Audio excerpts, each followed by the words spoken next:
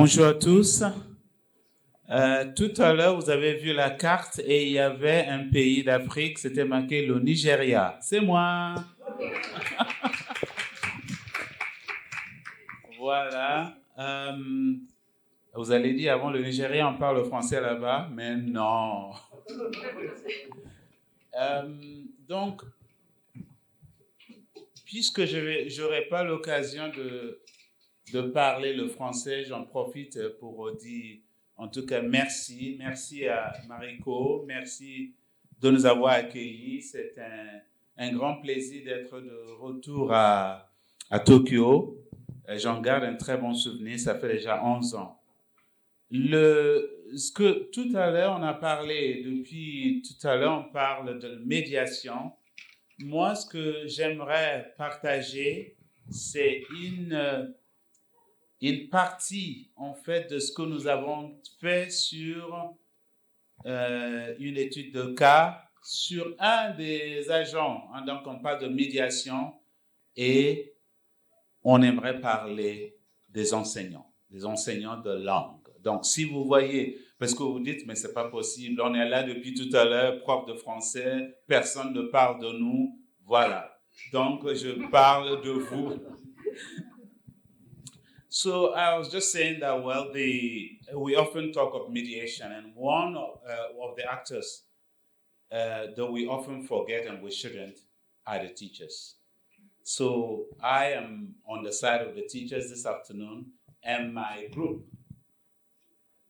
is going to talk about positions of teachers and their positioning in mediation.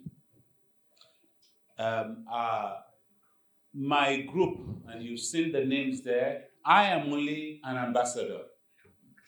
You see the group of 3, and John Bielzarat was unable to be with us, but Martin is there, and I'm sure that if you have questions, we're going to be able to take them together. Talking about teachers, language teachers, our research group, our sub-group, or subgroup, chose to work on teachers of language in 2 institutions that you've heard of, from the moment we started talking. INALCO, Institut National de Langue et Civilisation Orientale in Paris, where I belong and where I teach, and then SOAS, School of Oriental and African Studies in London. So we did some work on language teachers from these 2 great institutions. And we also are trying to find out, and I think it's interesting to look at how the history of these institutions impacted and impacts on, even till today, the way of mediating language and culture. So far, you've seen a number of study groups that have talked of various things that we've seen. We have 6 study groups, and then the context of the research, you've heard a lot talked about. You've seen the subgroups. You've also seen the specificity of what is being worked on in terms of, the topics that are treated, the nature and diversity also of mediation, intercultural mediation you've heard of, and the various traditions and approaches, academic approaches. In our own study, the reflection is on language teachers in these 2 institutions I mentioned, and how when they come under scrutiny, language teachers, what does it result in terms of talking about mediation? Especially when you look at the context of their teaching, and then you look also on the constraint that the institutions have on their positions and positioning. Well, if you haven't been to INALCO or SOAS, we have some pictures for you, and especially to note that INALCO is the older university, dates back to the end of the 17th, 18th century. And it's interesting to look at the impact of the history, whether it's military history or geopolitical history or diplomatical history of both Great Britain and France, and the impact that has on what we're talking about today, the language teachers, and especially their mediation of language and culture. These two documents are particularly interesting if you are interested in the subject, to know the history of the teachers of these institutions, but also to know, what, how history has affected them, like I said, but also how we found out that it was interesting to look at how this, whether it's military or geopolitical or other factors, affect these agents that we call language teachers. In order to understand language teachers, there's a focus that we looked at. If we want to understand the mediation, what mediation means for learners, we of course have to know what it also means for teachers. We know that teachers occupy a key, and they play a key role, and we know the impact that we just mentioned it, whether it's diplomacy or geopolitics or history or military and all that, have on the objectives of these two institutions especially, if we're looking at them separately or even together. And of course, it also means that the constraints that we have on language teachers they don't just come out of nowhere. The history, the geopolitics, the military and other aspects have constraints on these teachers. Now, what did we choose to work on specifically, since these are two big universities? We decided to choose 3 departments: the Japanese department in both institutions, the Arabic department, and also the Africa department.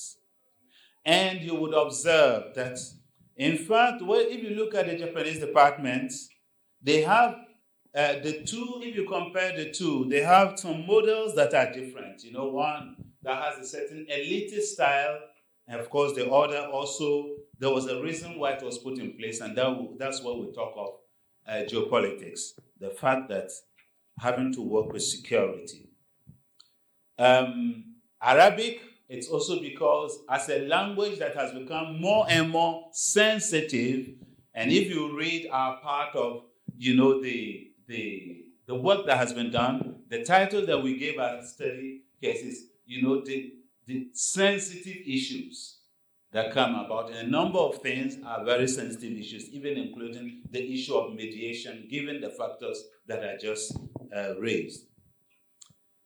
The Africa department also comes in, especially when we look at the past colonial history of the African continent, and whichever language we chose. Even though we chose to work on 3 languages, we could choose any, and you will discover that there was no way history would not come into play, geopolitics would not come into play, and so forth and so on. Now, how do we define position? And how do we define positioning? Position, positionnement. The definition that we use for position is the fact that the teacher may be native speaker or non-native as majorly teachers. I'm sure these terms you are very familiar with. Native speaker, non-native speaker.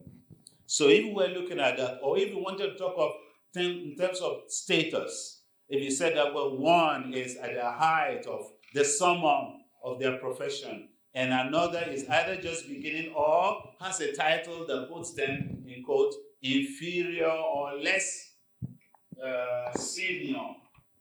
This is how we look at what we call position. If we're talking of positioning, it's the fact that going from this, what we just defined as position, what is their standpoint? What is their perspective? What is their way of looking at what is going on that we call mediation in terms of language and culture?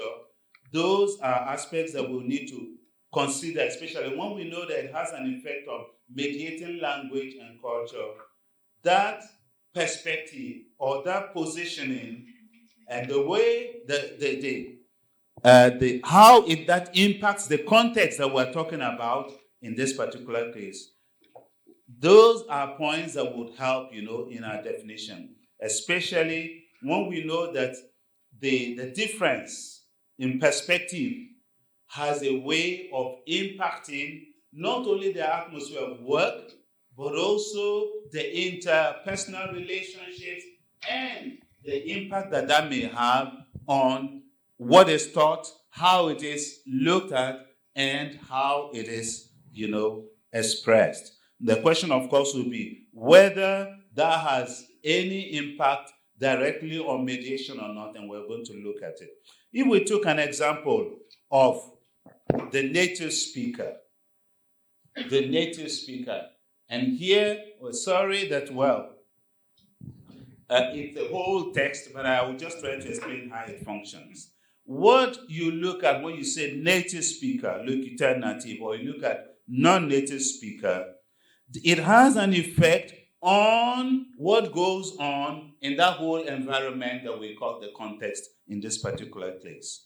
It is, for instance, in these two communities or contexts that we're talking about, Inalco and SOAS, unconsciously, and I think the word should be underlined, it is not as if it is done consciously, or maybe it is, you will tell me, that the choice of who does what and what is being done by who,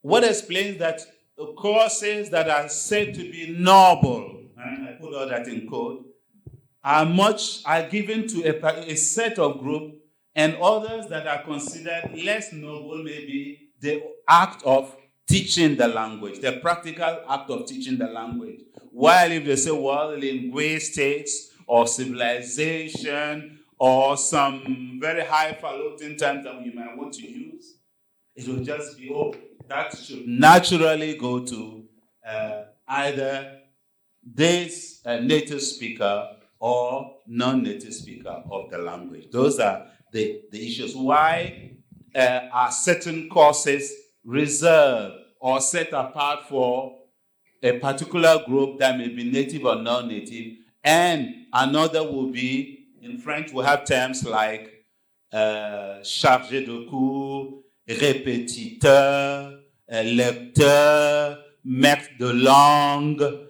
Those are, and then you have, of course, professeur des universités and all that. And historically, those have had impact on who does what and what is the view and who has a say in terms of how language and culture is mediated. So those are some of the points that we were looking at in our case study. Another thing that we need to know, of course, is the fact that over the course of history, and in the case of Inalco, from even the 18th century, the people who came, who were, if you read any of those two books that we talked about, those who took the courses that were like, they had the professorial chair, were native speakers of the country, not necessarily native speakers of the language that was being taught.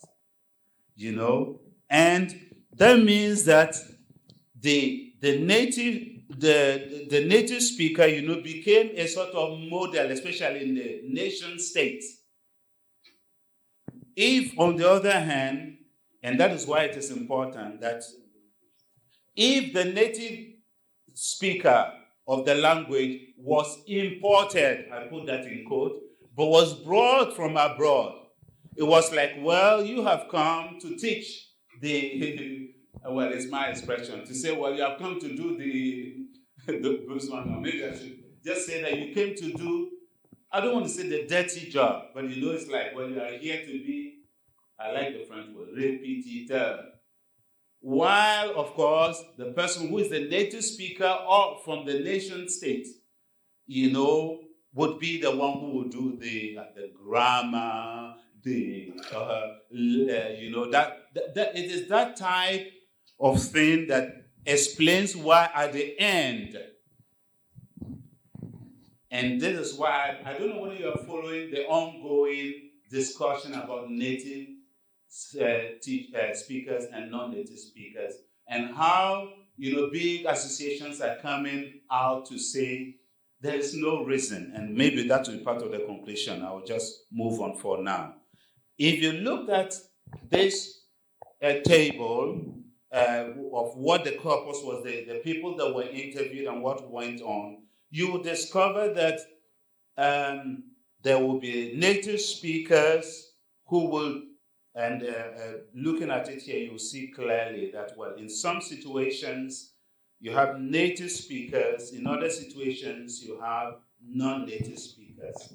The table, whatever the department and whatever, even though historically there will be other reasons that would want to, in quote, justify why the choices were made or why the situation came to what it is, we know that there's probably much more in a table like this that you might want to look at. So it's just a way of inviting you, if you are interested, to buy our book, and then you want to read our case studies.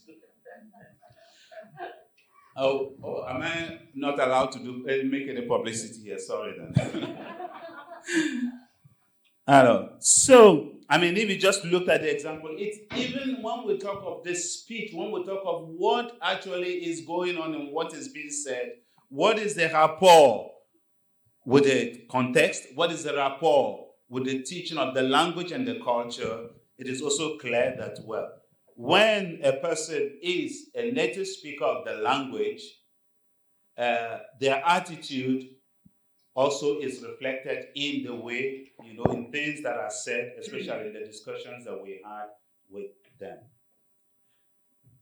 If you look at SOAS and INALCO, it is interesting to see that consciously and unconsciously, and these two books also say that, and we confirm it with the the interviews that we had with the people that we discussed with, that INALCO and SOAS both accept or recognize, the responsibility as actors in the colonial enterprise. Because don't forget that these were institutions, well, I don't want to use collaborate because in French it has a negative connotation, but who participated in the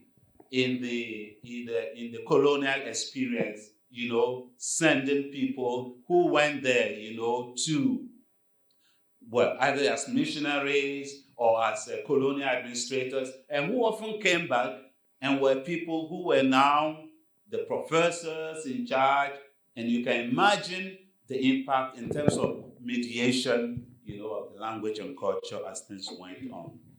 I'll just round up quickly here to say that, well, it is interesting, the work that has been done, and part of the work that we also did had to do with habitus. If you remember Bourdieu, and then it was also interesting just to observe, but I'll just end here by saying that mediation, needs to take into consideration a number of factors. And even before I conclude with a positioning, it will be interesting to say that while there are debates going on what language teachers should do or can do and all that, it is also important to see that in our work, we look at habitus, and especially the Bourdieu, and it is interesting to see the impact that all this play regarding mediation in terms of language and culture. Coming back, and maybe to end with positioning, it is true that these two institutions in these two institutions, what we have observed is the fact that the positions that we call prestigious, and I mentioned that over history has been attributed to non-native speakers of the language, and then the natives came in more as support staff. Those are my own terms. And it is also true that there needs to be equality in terms of recruitment, especially when we're talking about what impact that can have on mediation and languages and culture. It will be important to say that positions, and that is our position as we end, that positions need to be open to both teachers of the language without discrimination, which over history has not been the case. It is also true that we have observed that the two groups need to be protected, whether they are native speakers or not. And it will be important to be able to, in fact, that we need to favorize, we need to encourage that there should be no discrimination in terms of favoring the process of mediation, the language and culture, especially when we talk of teachers of language, their habitus, their trajectory, especially in terms of, what history may bring along the way and how they have come. Some of the stories that are ongoing are not necessarily the most palatable ones, but it is good to say that mediation, especially as teachers of language, is an important thing that needs to be emphasized and needs to be encouraged in a balanced and honest way. Thank you. Merci beaucoup, Georges. 質問、ご意見お受けします。一つくらいですかね、このタイミングで。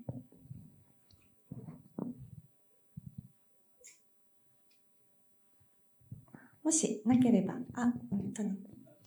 George, your presentation had a historical dimension. Yeah. I'm just wondering how much of the situation you discussed is historical and how much of it is still continuing to happen. Yeah, I expected that question. Now, well, I would like to say that it's historical. But from what we have looked at, and Martin and I were sharing in Paris just before we came, and I was telling her a number of things that were still going on now. I was on a recruitment committee. Am I right to speak English? J'ai oublié. Quelle est la règle? Ça va? Sinon, vous me demandez, je ferai une petite traduction.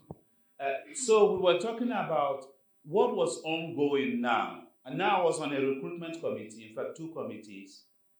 And then it happened. That is, what was mentioned was the fact that, well, these were things I'm not supposed to be saying. But since we're working on it, I've not mentioned names. So don't quote me outside this room.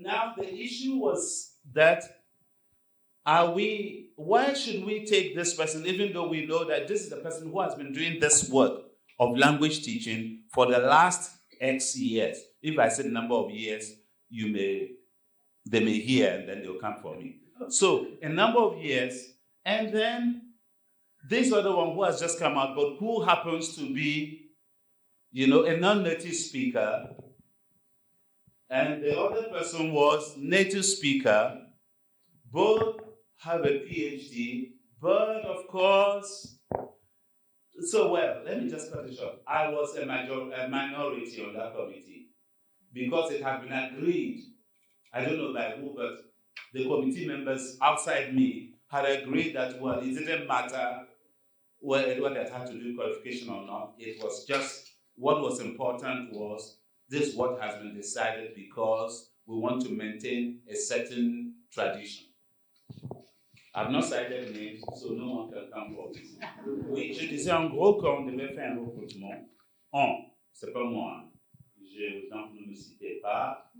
Et en fait, il m'est arrivé d'être partie de ce comité. Et il était question, native, non native. La personne qui était native et qui faisait le travail pendant X années s'est trouvée face à une autre personne non native de la langue concernée, mais il avait été décidé que voilà, on va traiter moi sans que je sois au courant. Donc, avant. Et ceci s'est passé. I hope you understand that. So there's a history, but it looks like there's a, and it is, thank you, Angela, for you sent a note, from one of the international associations that was, alerting language teachers and recruiters the need to be careful. Donc, on doit faire attention pour que ça soit, sinon, le risque, et c'est dans les deux sens. I don't think there's just one. You can also have it in the other sense too, in the other direction. So I hope I've been balancing the comments I'm making about what is going on. Vous avez compris, non? Oui, vous pourrez peut-être votre réaction, mais maintenant on invite Angela et Michel.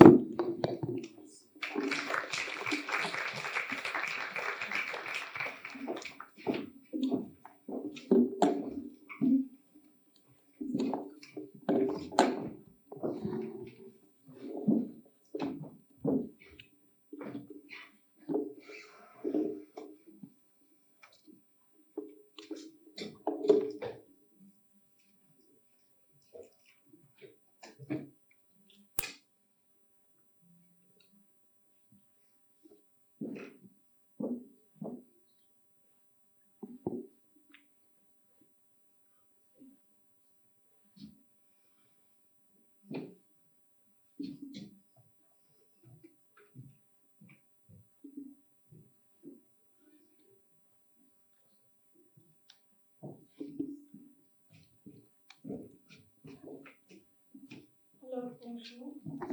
Bonjour à tous et à toutes. Je voudrais remercier Mariko. C'est un vrai privilège pour moi et Michel d'être ici avec vous. What we are going to be speaking today is about mediating meaning, both in the process of communication and in the process of language learning. We are going to join Georges in speaking about teachers. Most of our work is with teachers. And we are going to be speaking a lot too about the actual process of teaching and learning. Yes, the slides are in French and we are speaking in English. As an outline to our talk, we're going to just make some very general comments about context. We can't ever talk about language learning without speaking about the context. We're going to raise the notion that the goals of language learning need to be expanded. And within that, we need to understand the process of mediation, both from the point of view of teachers as mediators, but also students as mediators. And part of these expanded goals are in fact understanding deeply the process of mediation. And then we're going to make a few concluding remarks. In order to set the scene, I really don't need to mention anything here. We know that we live in a complex and rapidly changing world. And there is a change even in the act of communication itself. And of course, this leads to changes in language learning. Just to mention a few big ideas: globalization. Our communication is totally changing. Human beings are interconnected in interesting ways, and so we have much more intercultural encounters. Here we have the exchange of knowledge, values, understandings that happens across this immense diversity. We don't need to talk about internet. I think your universities as well as ours are talking about chat GPT and so on. We know that with the changing world or the changing technologies, we know about coronavirus, and we know also that attitudes related to work, attitudes related to the economy. We now are interested in the experience economy rather than just numbers and so on, though those are important as well. And so because the destinations of our students are going to be so vastly different, that too invites us to think in different ways about language teaching and learning. We have in our proposals and in our work, we've been working together for several years with this group, but also in our own subgroup. We have a proposal around language learning understood as both multilingual, not two monolinguals, but multilingual and intercultural. And really what we're talking about here is that we cannot just focus on language itself. Language never comes just by itself. It always has to be a focus on meaning and how we exchange meanings across languages and cultures. And how meaning itself travels. And we touched upon that briefly earlier on with the notion of translation. So we understand language learning or additional language learning as minimally involving two languages in relation to each other. That is why it can never be monolingual. And so it involves two languages and two cultures coming together. And we recognise that both learners and teachers are in their own situatedness, in their own upbringing, their trajectory of experiences and everything that they bring to the act of teaching and to the act of learning. And so we often in the English language talk of this as people's background, the background of the teacher, the background of the learners. The moment we say background, we leave it in the background. But our point is that that background is actually constitutive of learning. Students learn and teachers act in relation to where they have been, how they understand the world, and so on. And so with Glenn Levine, we say that meaning making must be observed and analysed as a process rather than object, and language must be considered as embodied cognition. We live in the languages that we are working with. So this changing world, our particular understanding of language teaching and learning calls for expanding our goals of language learning. We have always traditionally said communication, but how do we understand that notion? We have said in our orientation multilingual and intercultural. So how does that operate in relation to the goals? So the goals are not just to be a perfect speaker of French or Japanese or English or whichever language, but rather to actually reaffirm, as we say in the goal setting, that we are reaffirming the multilingual character of communication. We are teaching students, we are inviting students to be multilingual, to be able to move between languages. Yes, sometimes they will be communicating with one, sometimes with another, but the act is in fact one of moving between. So it is in that sense that we are reaffirming the multilingual character of both communication and learning. And here we emphasise the need to consider interpretation, creation and exchange of meanings. And when we do that, we do not just exchange words or ideas, but we exchange values, we exchange perspectives, we exchange experiences, we exchange parts of ourselves. So that's one kind of expansion. Another is that we need to reinsert in language teaching and learning the importance of personal development and aesthetics. And here there has become such an instrumental view of language learning that we learn it for business, or that we learn it for all sorts of reasons, for travel or these particular activities.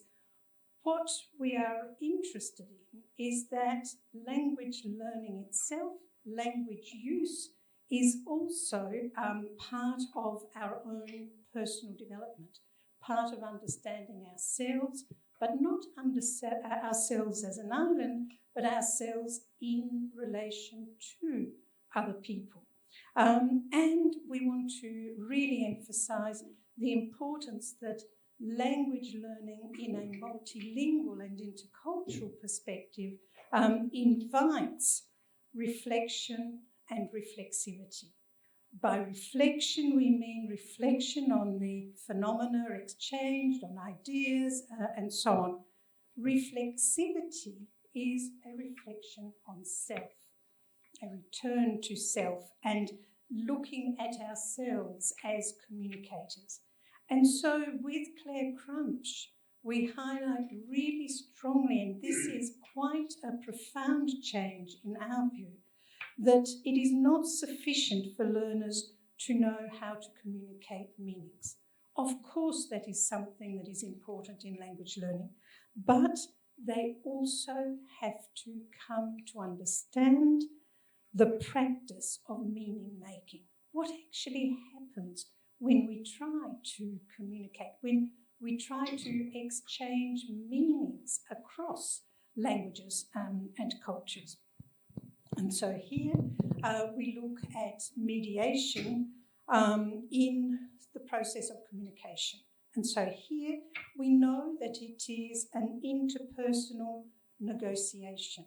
Negotiation is important, and I think Martine and Tony highlighted that a little earlier. So it's this exchange across languages and cultures. It is a contact zone, a point of encounter, which may or may not be conflictual, but there is always the possibility of misunderstanding. And so part of the negotiation is seeking to negotiate understanding. And we see the process of mediation as a reciprocal process of decentering, standing back from the act of communication and, in a sense, replaying it, revisiting and looking at how people's understandings will differ depending on where they're coming from.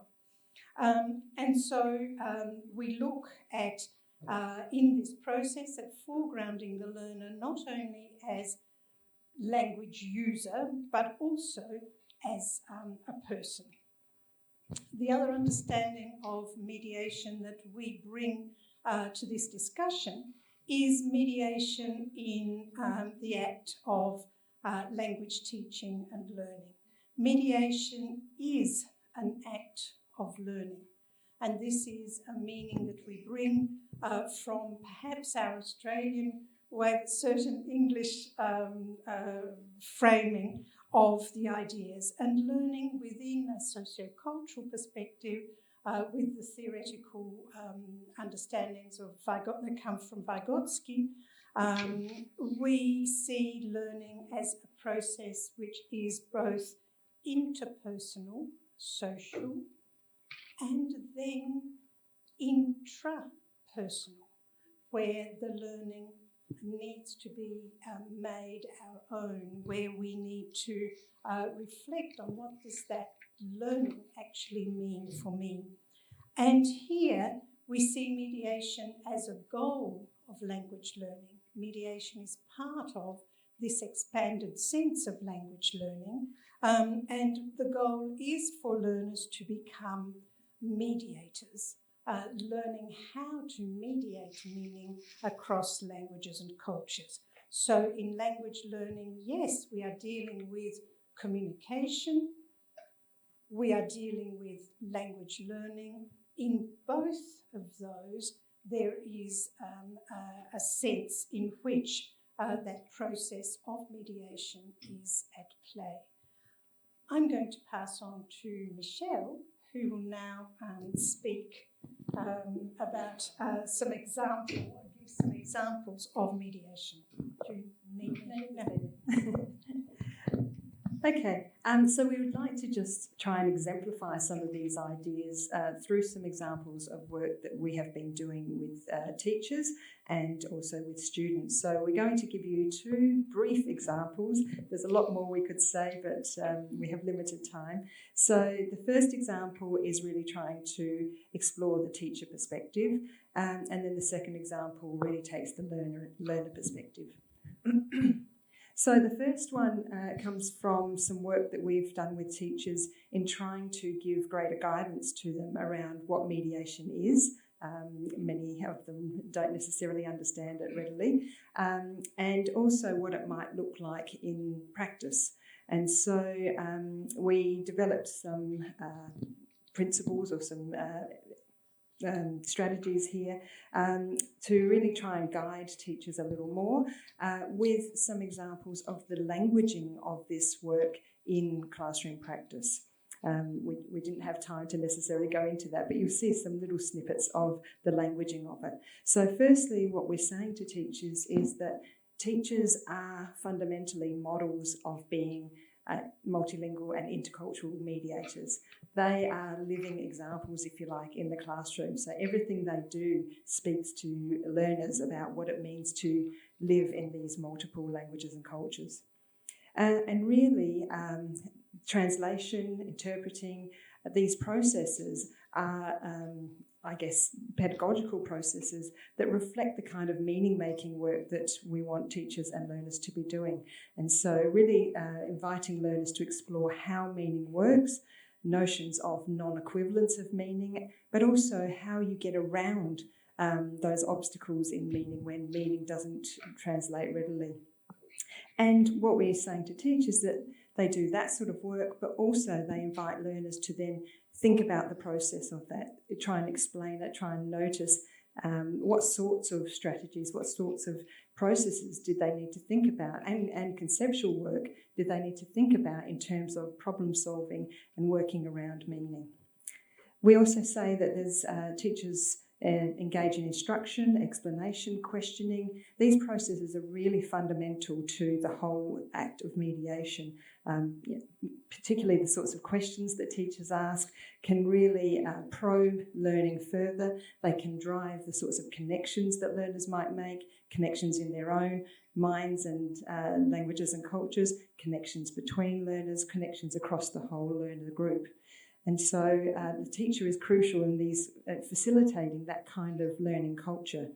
And also, comparing the sorts of interpretations that the group are making and connecting that more broadly to potential perspectives across the society.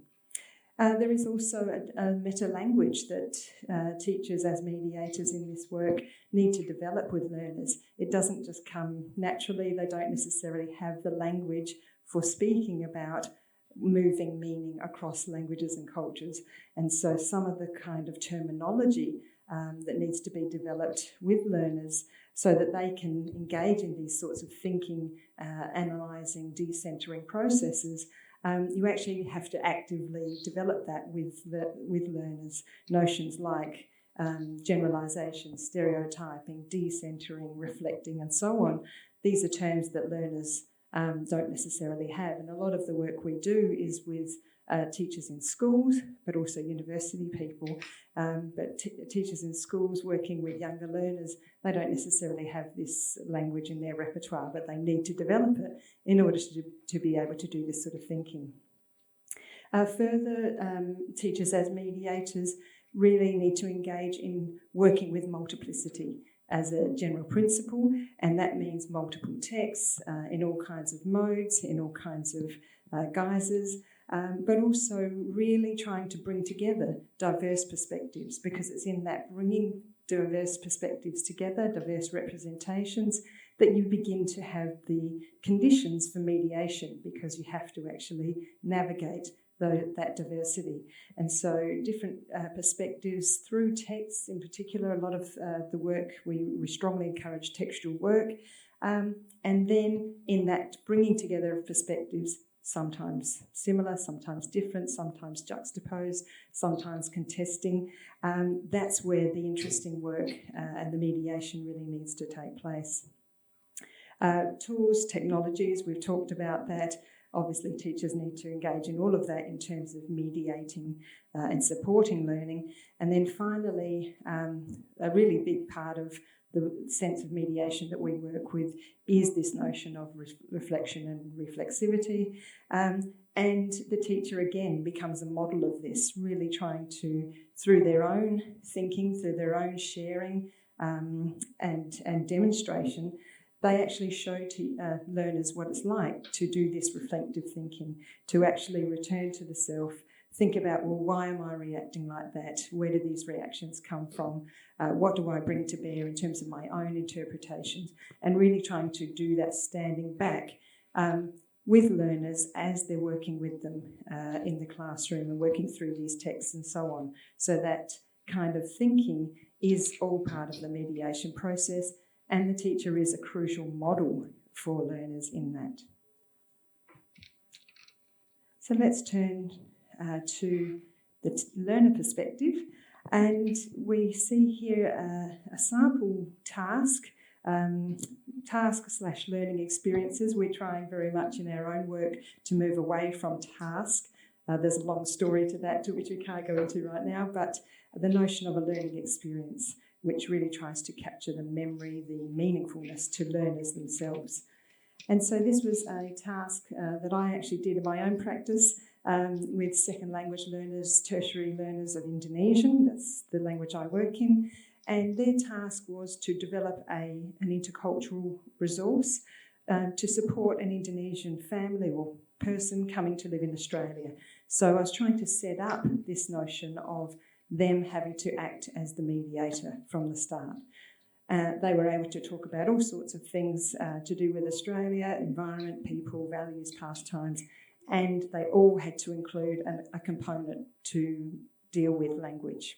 So really trying to put them in the position of thinking about the perspective of an other, if you like, coming to see their own language and cultural context.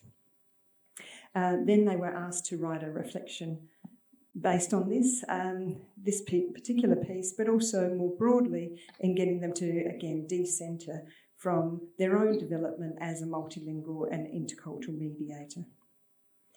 So very much positioning them as an intercultural mediator in the design of the task learning experience, but also trying to get them to think about what it was like to enter into this culture for a person who wasn't familiar with it. What sort of meanings, what sort of understandings would they need, and how are they going to convey that in Indonesian to this prospective visitors?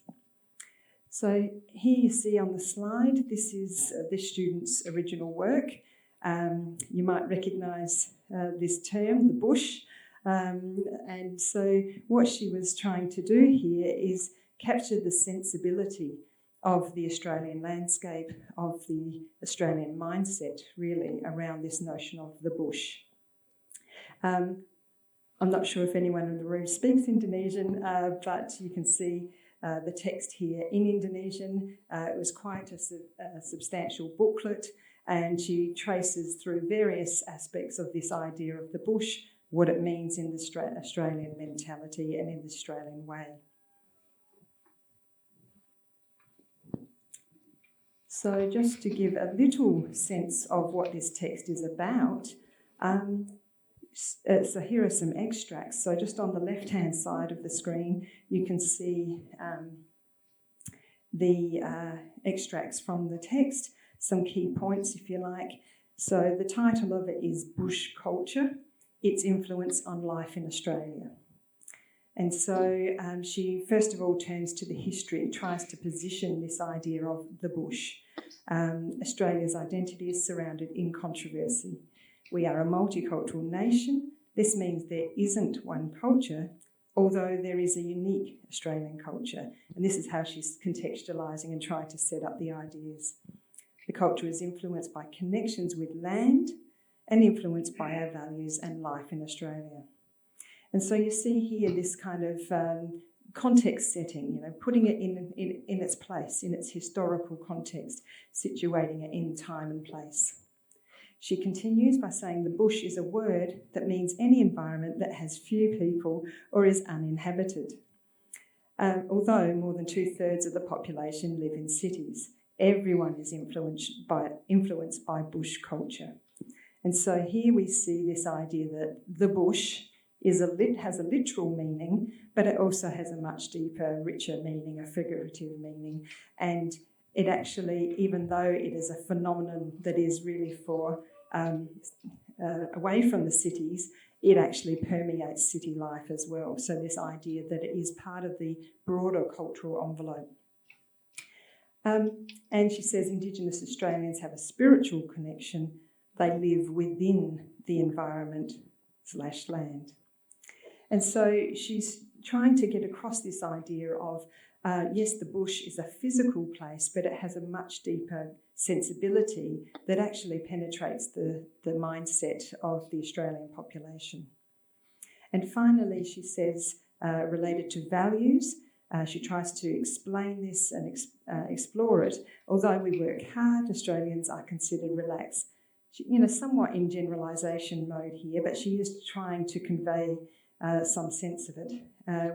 The language may appear rough because we joke and speak informally. Further, there is not a social hierarchy. Everyone has equal status. So this is a nice idea, right? However, she then clarifies this and says, of course, there are many differences, but the idea is that we're all the same. And so you can see the sort of nuance she's trying to get across. She understands that there is this value, this cultural value of egalitarianism, and yet she knows that on the ground the reality is not necessarily that case, but it is a nice value and a nice sensibility that Australian people tell themselves that she's trying to get across to a perspective that may not necessarily be telling itself the same egalitarian story. So just briefly on the right-hand side, this is her reflection later about this piece, but also about her own development more broadly as a multilingual. And so she says, I was trying to get the idea or the meaning of land across. She goes on to talk about a number of words in Indonesian that she knows are inadequate for getting across this idea because they are much more physical kinds of representations of the idea of land. She said, it's so hard to communicate how that feels. So she's really trying to express not just the literal, not just the transactional sense of language here, but trying to get at the deeper feelings and convey that through her language expression. She goes on further down to say English, we have the word farm in English. It's not the same as Indonesian sense of farm. So very clear about we have these words, but they're not doing the job to convey the richness, the sensibilities and the feelings that you really need to get inside the culture. And so she can see the limits of her own mediation here. And so just to conclude, these are just a couple of examples, tiny examples, to try and give a sense of the role of the teacher as mediator, but also the role of the student as mediator through their learning tasks and experiences. So the teacher very much is involved as a mediator in multiple processes, strategies, scaffolding and so on, but also in their very being, they are a mediator, a model of mediation for their learners. And in terms of the students, they need to be positioned deliberately for this kind of mediation work to happen. And so our job as teachers is to create these opportunities for this mediation to occur, so that they can, develop those strategies, develop the capability to do the mediation across languages and cultures. And so,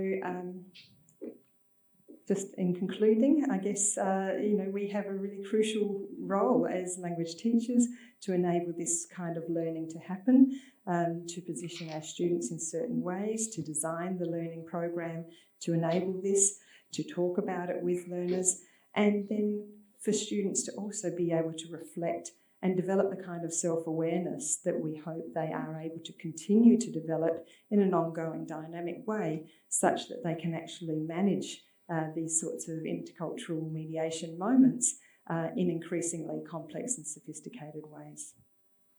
And we think that our world of communication now, in all of its forms, needs exactly an understanding of these processes. Thank you very much.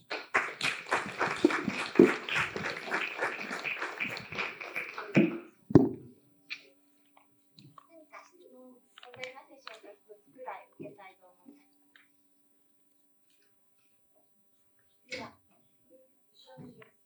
I was going to ask you how much of mediation depends on, at least from the teacher's point of view or perspective, how much of it depends on his training, or is it just automatic? Is it innate?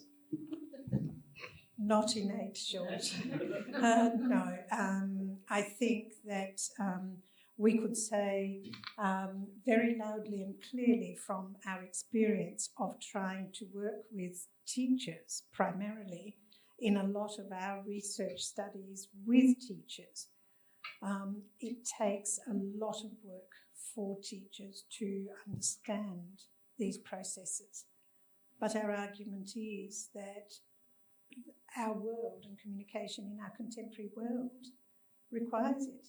We just cannot. And if we can just press a button and we have a translation, this is what I think Claire Crumch means, that we need to understand the process of meaning making and meaning exchange, because we've got to understand that in that piece from Google, there may well be errors. If you have concepts like the bush, it's an Australian concept, it is our land.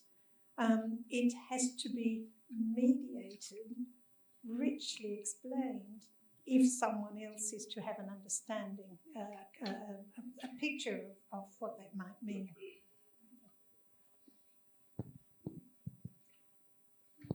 ありがとうございます。きっと皆さんリアクションしたくてどんどんリアクションしたい気持ちが高まってしまうと思うので、どんどん次に行きます。それでは次にジャクリーヌ・ブグニョ先生と、ジャミラ・ビーザ先生、鈴木エリ先生、お願いします。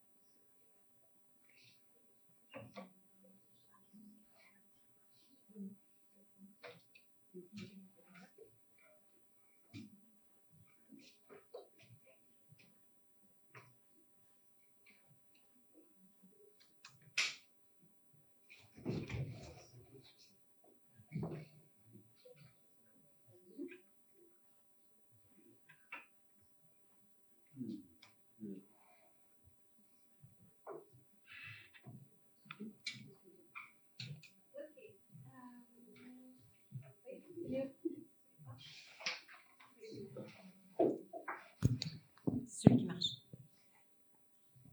Ok. Bonjour. Donc, on est une équipe représentative de la pluriculturalité de notre réseau de recherche, puisque entre la Tunisie, la France, l'Allemagne, enfin bon, on mélange un petit peu. On est aussi représentatif pour montrer, vous avez vu, ce qui ressort quand même des différentes présentations jusqu'à présent, c'est que le terme de médiation est plutôt polysémique. C'est-à-dire que chaque équipe ou chaque groupe à l'intérieur de notre réseau a travaillé sur une perspective particulière de la médiation. Donc vous allez voir que la nôtre est encore un petit peu différente en ce qu'elle se présente comme arrivant pratiquement après le conflit. C'est-à-dire que nous travaillons sur la reconstruction du lien entre des personnes qui n'arrivent plus à communiquer entre elles. Alors, la structure de la présentation va s'articuler entre 4 parties, c'est-à-dire je vais vous présenter déjà un petit peu les concepts de base de notre approche de la médiation. Ensuite, Jamila Guiza va présenter le contexte qui se passe à l'intérieur de la Tunisie. Donc on verra aussi que les conflits culturels ne sont pas du tout forcément des conflits internationaux entre nations, mais qu'à l'intérieur d'une a priori même culture, on peut aussi avoir des conflits culturels. Et puis on compte beaucoup sur Ellie pour essayer de faire un peu le pont entre ce qui est quand même une culture vaguement partagé, c'est-à-dire qu'on l'a déjà testé en Allemagne, en France, en Tunisie, au Canada. Ça marchait à peu près. Après, vous nous direz si vous pensez que ça peut marcher aussi au Japon. Donc, ce que je vous disais, c'est qu'on part du principe que le conflit est arrivé ou quasi arrivé quand on intervient dans notre médiation. Les principes essentiels ou les 2 principes essentiels de notre approche repose sur la posture du médiateur et sur le rôle du médiateur.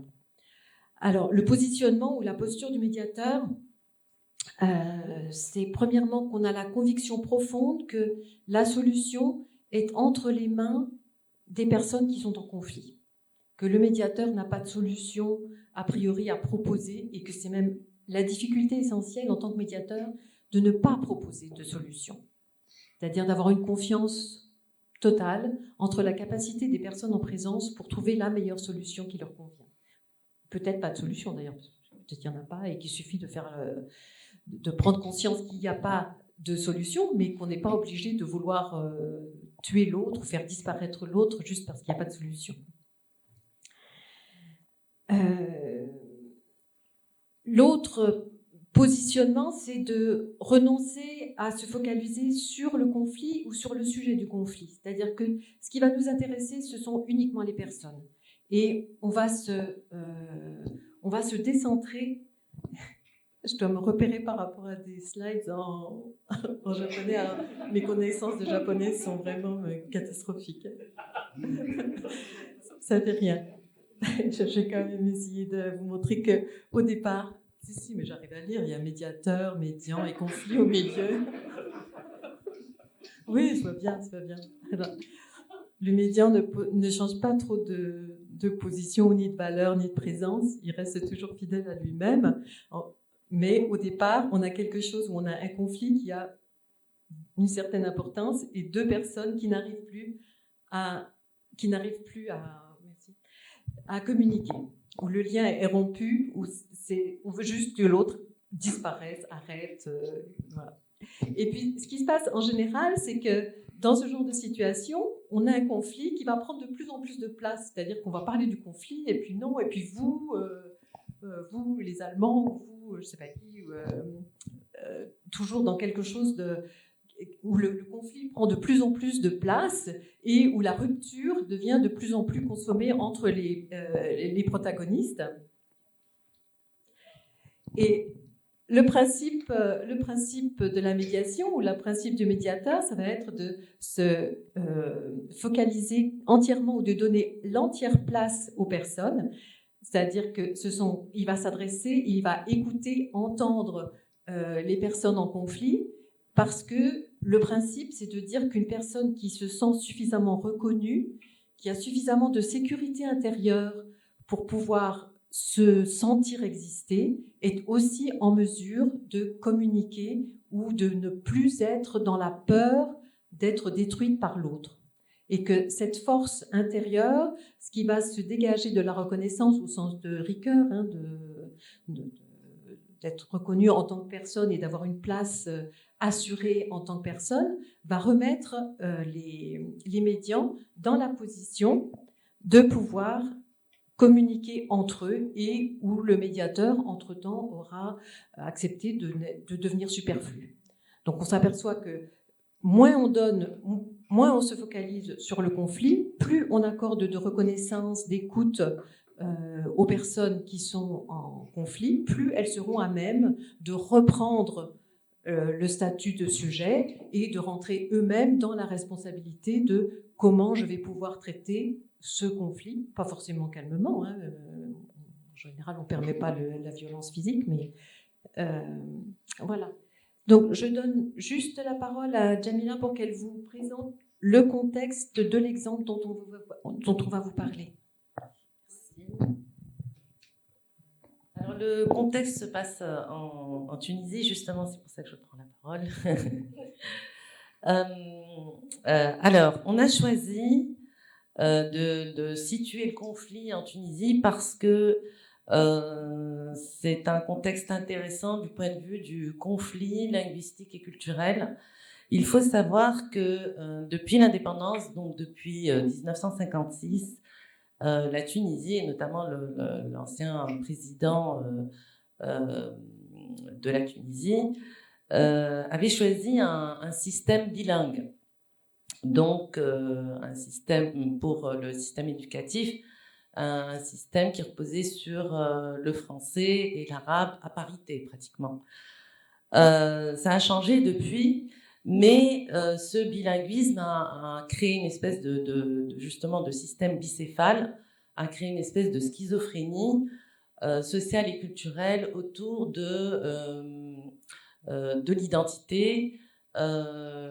Beaucoup de crispations, de cristallisations identitaires ont eu lieu pour savoir, alors, est-ce qu'on est arabophile, est-ce qu'on est arabophone, est-ce qu'on est francophile, est-ce qu'on est francophone, mais de quel arabe il s'agit, l'arabe dialectal, l'arabe littéraire, et le français, est-ce que c'est le français des colons, des ex-colonisateurs, et évidemment, ces cristallisations identitaires ont occupé non seulement l'espace public, mais également l'espace scolaire. Et en 2011, il y a eu ce qu'on appelle la révolution des jasmins, c'est-à-dire que quand l'ancien pouvoir a été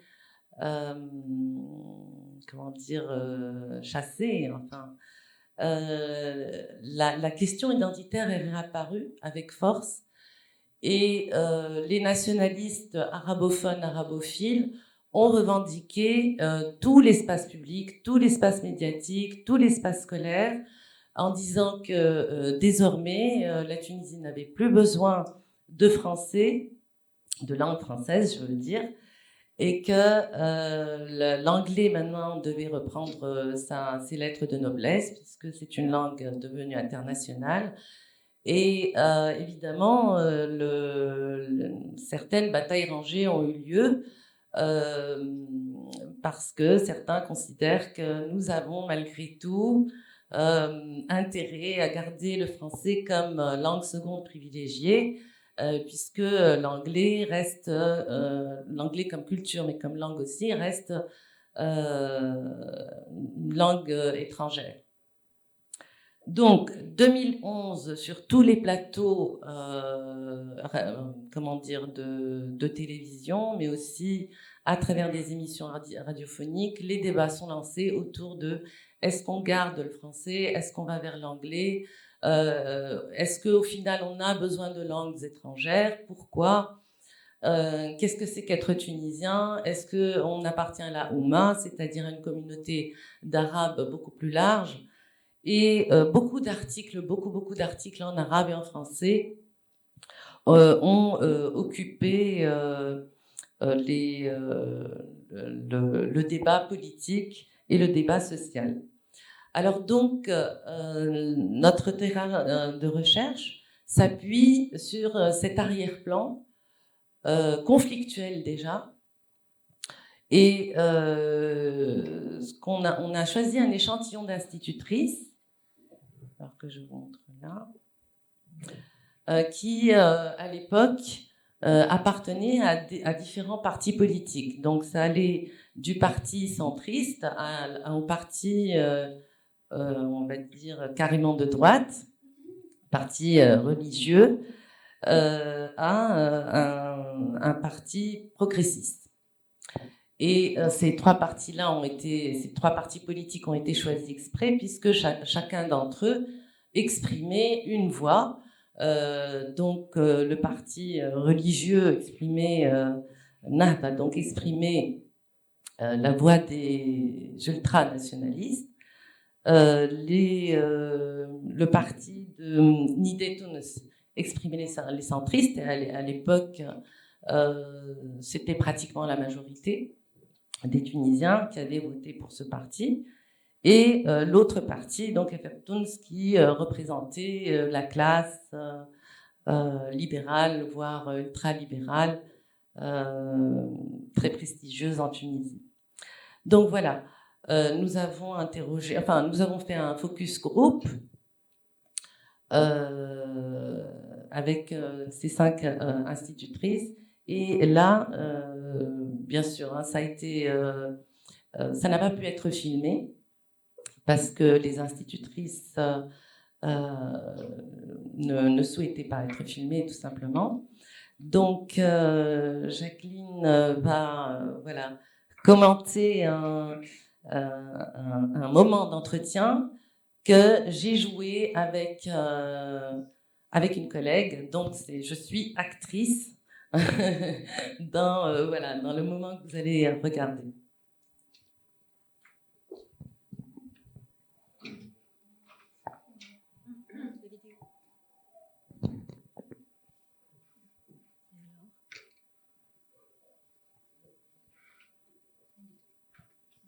Non, on va revenir à la diapo.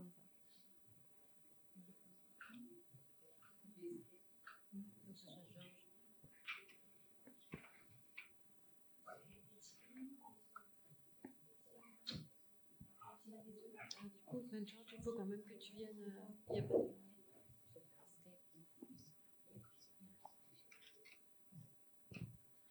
なんかビデオの方式が違ってフランスだと映るんですけど、日本とかこの間もブラジルだとこのビデオが映らなかったり。En plus, انتي enseignante, انتي enseignante normalement, انتي gardienne de la langue.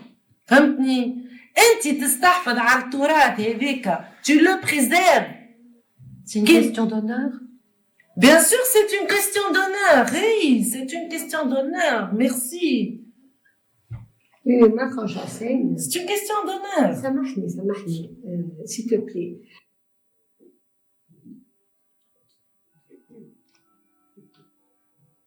En plus, انتي enseignante, انتي enseignante normalement, انتي gardienne de la langue. فهمتني؟ انتي تستحفظ على التراث هذيك. Tu le préserves. C'est une question d'honneur. Bien sûr, c'est une question d'honneur. Oui, c'est une question d'honneur. Merci. Oui, moi, quand j'enseigne... C'est une question d'honneur. Ça marche, s'il te plaît. Nous, quand on enseigne, on a fait l'arabe quand on était petit, on a fait le français. quand on enseigne, la majorité des matières sont en français, je suis désolée. C'est pas moi qui les fais, hein. Le ministère, là, il met les maths en français, la proba en français, c'est tout. On n'enseigne pas ça en arabe. Moi, je ne saurais jamais les enseigner en arabe. Ni en arabe littéraire, ni en dialecte. Et mon père, il était zaytounien. Tu sais ce que c'est, zaytounien? La grande université, معناتها الجامعة نتاعنا الأساس نتاع الشعب التونسي. وإحنا quand on était هكا à la maison. Et la fidélité, c'est important? Bien sûr, c'est important. Ah, c'est capital, hein, Chnia. Bien sûr. Et on vient d'où? Mais c'est normal. Si je suis pas fidèle à mon père, mais là, à qui je vais être fidèle, Belé? Mais c'est normal. Mon père aussi nous a inculqué des valeurs dont tu parles et tout, mais bon, les valeurs, c'est des valeurs. Et puis, dans la vie, on se débrouille, hein, même si on va aux États-Unis, on a c'est de la trahison, Rika. De la trahison. Qui m'a dit que c'est la fidélité. Ça, c'est la trahison. D'ailleurs, tu n'aimes pas ta langue. Si tu n'aimes pas la culture de ta langue. Tu veux dire que je ne suis pas fidèle à mon pays et je n'aime pas ma langue, non? Non. Je te sens touchée. Non. En plus, tu es enseignante, tu es enseignante, normalement. Ça dure encore un petit peu, mais ça finit bien.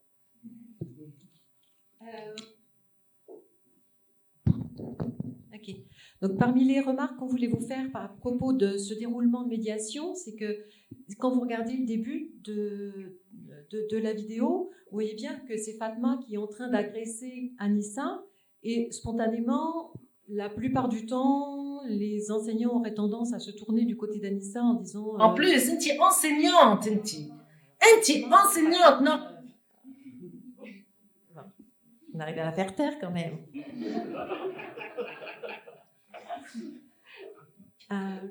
Et en fait, le rôle du médiateur, c'est, il peut pas être, on part du principe que l'impartialité n'existe pas.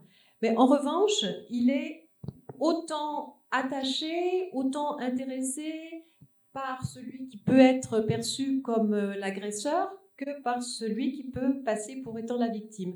Il n'y a pas de différence de statut pour le médiateur.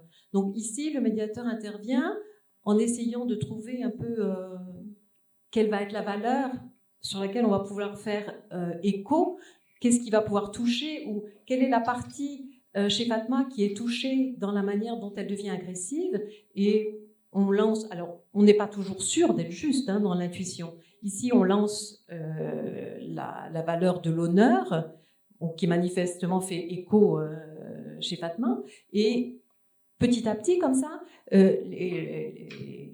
les valeurs qui vont pouvoir faire écho chez l'un et chez l'autre vont être une base sur laquelle on va pouvoir retrouver un sentiment de relative sécurité, c'est-à-dire où on va pouvoir reconstruire quelque chose où on aura l'impression que les protagonistes vont rejouer un petit peu quand même sur le même sol. Vous voyez que les remarques ne portent à aucun moment sur le conflit. C'est-à-dire que le rôle du médiateur, c'est pas du tout de dire sur la langue oui mais. Alors déjà le oui mais c'est quelque chose qui est totalement exclu, mais on va toujours s'intéresser uniquement aux personnes et ce qu'on va percevoir des personnes. Quelquefois c'est de l'ordre de l'hypothèse. Quand on va faire le deuxième miroir sur la fidélité, on ne sait pas si c'est une valeur qui est partagée ou non au départ. Peut-être que la fidélité, ça peut être quelque chose qui est perçu comme très traditionnaliste et pas du tout acceptable par l'autre partie, mais ça, c'est pas grave parce que les échanges vont quand même pouvoir se reconstruire sur quelque chose d'acceptable. C'est-à-dire qu'on va pouvoir dépasser la dimension strictement émotionnelle qui bloque la parole pour repasser à quelque chose qui est partagé ou non partagé. Quand on voit dans la fin ce que montre la fin de la vidéo, c'est que l'objectif de la médiation n'est pas non plus ni de gommer la dissension, ni de faire en sorte qu'on parvienne à un accord. C'est là où il y a une vraie différence entre ce qu'on va considérer comme conflit ou ce qu'on va considérer comme disagreement, c'est-à-dire que c'est pas seulement qu'elles sont pas d'accord. Si elles n'étaient pas d'accord, elles pourraient discuter très calmement sur ce que signifie le bilinguisme. Est-ce qu'on ne devrait pas parler plutôt de trilinguisme en Tunisie? Comment est-ce qu'on peut travailler sur la coexistence des 3 langues ou comment on va se positionner? Non, elles n'en sont pas là du tout. Il y en a une qui se dit mais ce sont mes racines, arrête, c'est une menace extraordinaire par rapport à ma culture. Tu vois bien que c'est tous les pays arabes qui sont en train de disparaître là avec et que il s'agit là très clairement de laisser les choses s'exprimer jusqu'au bout. C'est-à-dire il s'agit juste de faciliter le rôle du médiateur dans ce cas-là, et vraiment de faciliter la prise de parole et de faciliter l'expression en même temps que la reconnaissance des personnes qui sont là, locutrices ou silencieuses, et de leur donner suffisamment d'existence pour reprendre les choses en main. Et il y a un moment, effectivement, ça présentait peu d'intérêt de vous montrer, mais où le médiateur disparaît complètement et où la discussion reprend complètement, mais de manière sans menace, beaucoup plus argumentée entre les 2 personnes en médiation. Donc, le travail du médiateur ici, ça va être vraiment de réorienter la communication, les formes de communication vers quelque chose, voilà, qui va s'appuyer sur des valeurs partagées et sur une sensation équilibrée du droit à exister des 2 personnes à part entière. Par rapport au contexte de ce colloque, notre objectif n'est bien sûr pas de transformer les enseignants en médiateurs.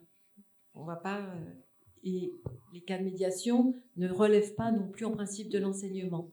En revanche, tous les concepts qui font partie de la formation à la médiation, ça, ce sont des compétences qui peuvent, d'ailleurs qu'on inclut, en tout cas dans mon université, qui font partie de la formation des enseignants, c'est-à-dire la reconnaissance, l'écoute, la décentration de soi, la mise en recul, le renoncement au jugement, le pas parler à la place de l'autre, etc.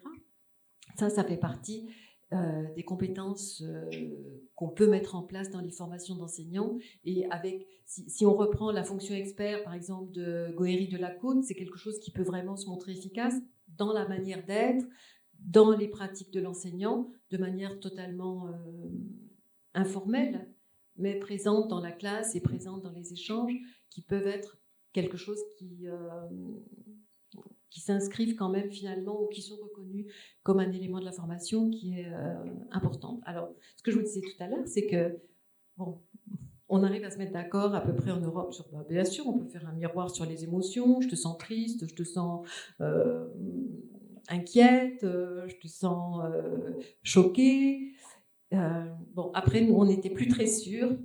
Au Japon, on s'est dit, est-ce que ça passe encore ou est-ce que ça passerait pas du tout? Est-ce que c'est invasif? Est-ce que c'est déplacé? Est-ce que c'est... Voilà. Et du coup, on comptait un peu sur Ellie pour essayer de...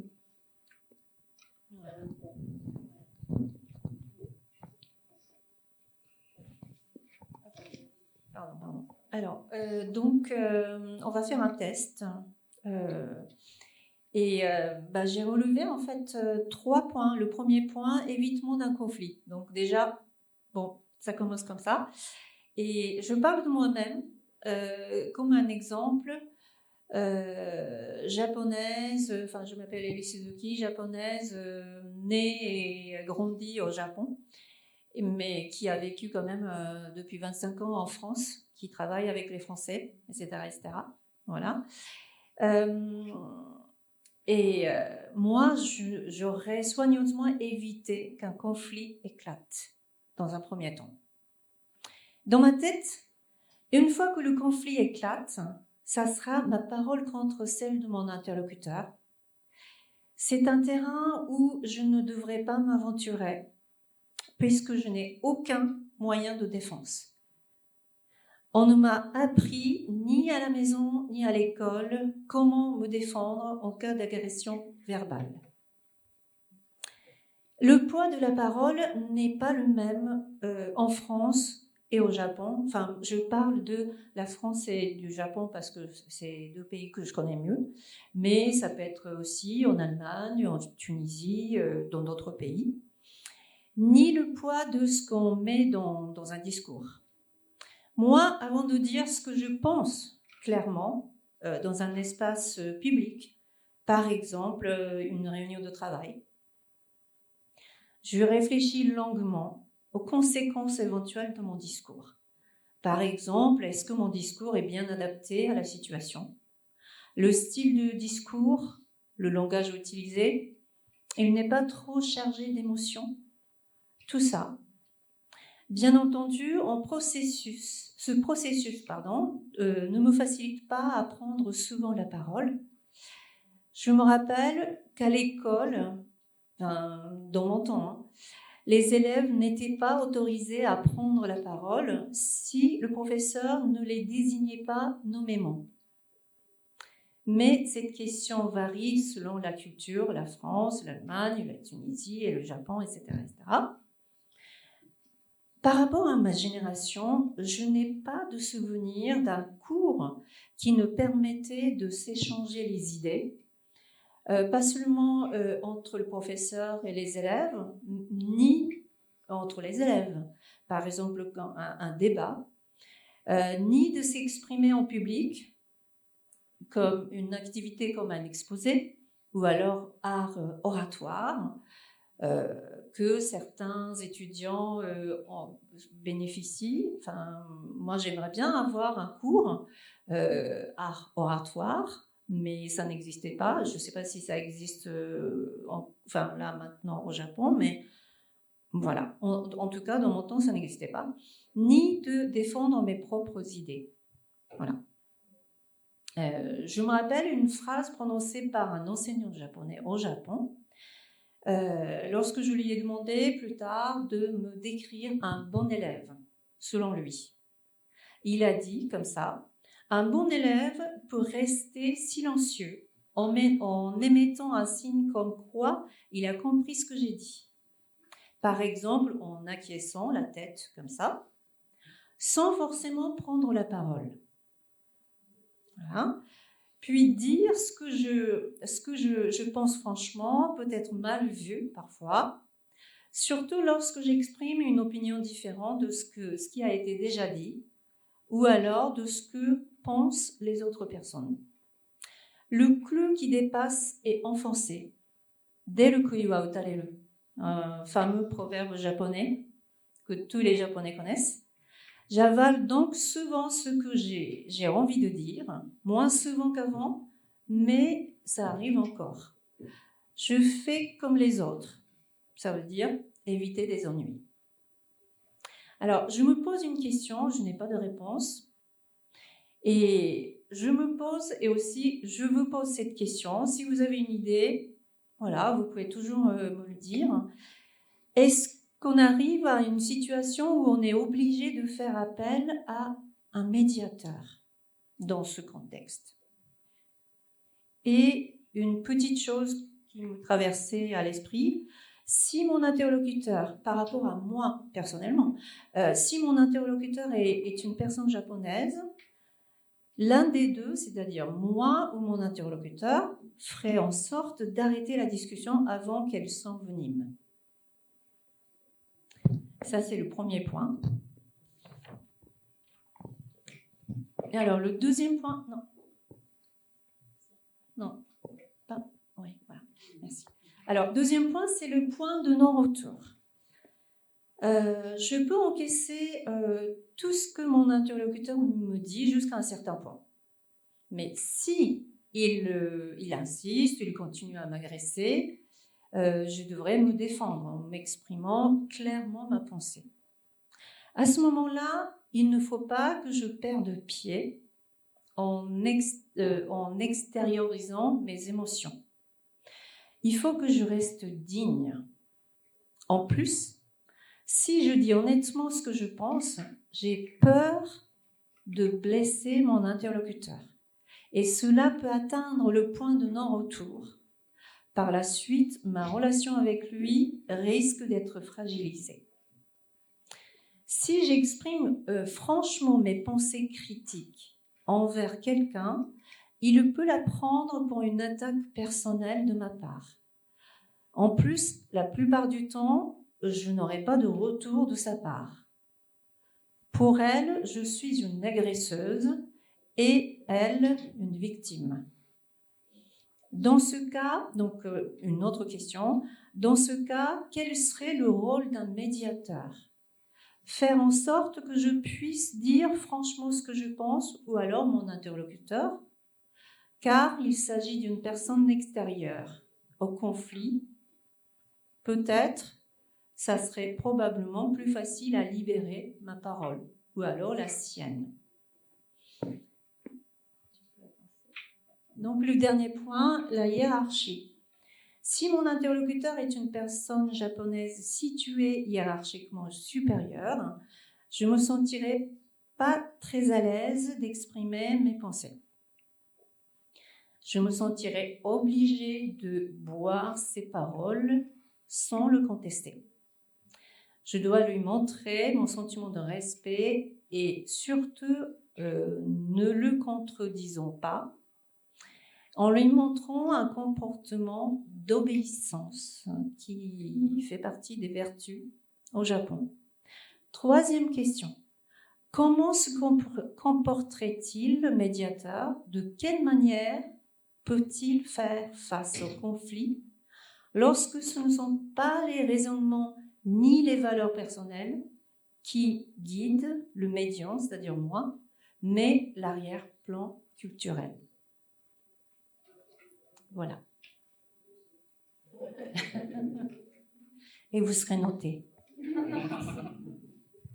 Merci beaucoup.